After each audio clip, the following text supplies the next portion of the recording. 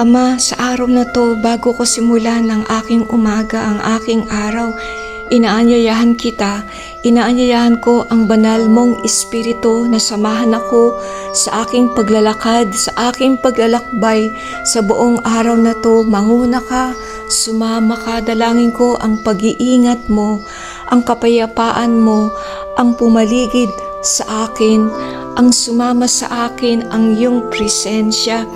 Gabayan niyo po ako sa lahat ng aking gagawin, sa lahat na magaganap sa araw na to, sa lahat na mangyayari sa buhay ko, sa buhay ng pamilya ko, ng mga mahal ko sa buhay. Ikaw ang manguna, ikaw ang sumama. Huwag mo po kaming iiwanan, Ama. Huwag mo kaming tatalikuran. Huwag mo kaming hayaang maglakad na mag-isa. Huwag mo kaming hayaang lumaban sa buhay na ito na mag-isa. Dalangin ko na bigyan niyo po kami ng sapat na kalakasan na kailangan namin sa araw na to.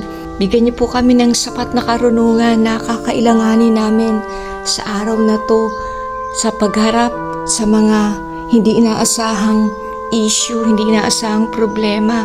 Bigyan niyo po kami ng iyong karunungan upang sa ganun magamit namin sa pag-aayos ng problema. Banal na Espiritu Santo, salamat dahil ikaw ang aming gabay, ikaw ang aming kasakasama saan man kami magpunta.